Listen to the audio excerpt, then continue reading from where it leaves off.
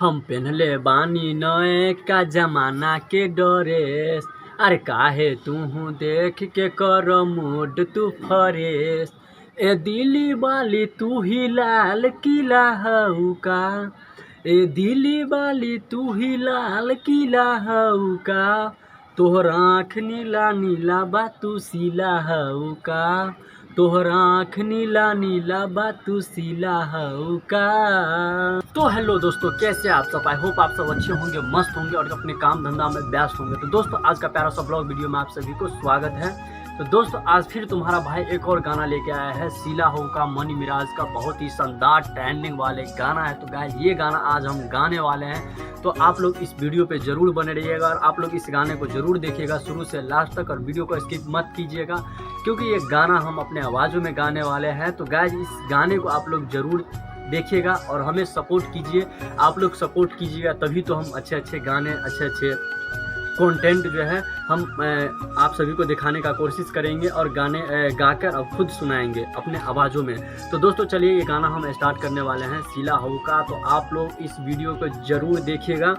अगर मेरे YouTube channel पर नए हैं तो चैनल को सब्सक्राइब करके वीडियो को लाइक कर दीजिएगा और दोस्तों के पास जितना हो सके शेयर कर दीजिएगा। तो चलिए वीडियो को स्टार्ट करते हैं बिना किसी देरी का।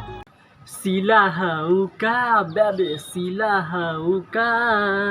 है हम पेनले बानी नए का जमाना के ड्रेस। अरे कर तारू देख के क्यों मूड तू फरेस। है हम पेनले बानी नए का जमाना के ड्रेस। अरे कर तारू देख के क्यों मूड तू फरेस। आहो ऐसे काहे देख तार? हम पेन्हले बानी नए का जमाना के ड्रेस। अरे काहे तू देख के कर मूड तू फरेस। ए दिली वाली तू ही लाल किला हऊ का। ए दिली वाली तू ही लाल किला हऊ का। तोहर आँख नीला नीला बा तू सीला हऊ का। तोहर आँख नीला नीला बा तू सीला हऊ का। सेब नियन गलिया बा, पिंक ओठल लिया बा।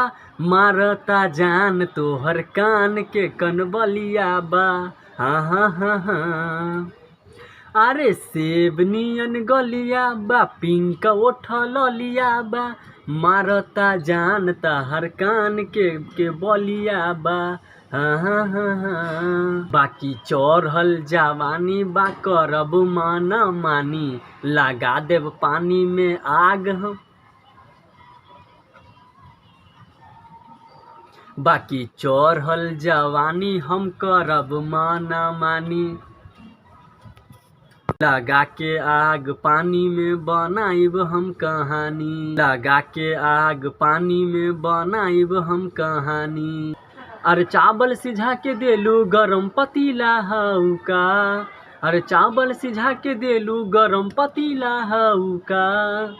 अरे चावल सिझा के देलू गरम पतीला हऊ का। अरे चावल सिझा के देलू गरम पतीला हऊ का। तोहर आँख नीला नीला बा तू सीला हऊ का। तोहर आँख नीला नीला बा तू सीला हऊ का। फेल कैलू पारो के फिल्मी सितारों के। लू पानी तू रानी हो आरो की। हाँ हाँ हाँ हाँ। मन चांद लागे तागर बरा तारू हो। मन चांद लागे तागर बरा तारू हो। कके बारा इशारा धर तारू हाथ हो। कके बारा इशारा धर तारू हाथ हो।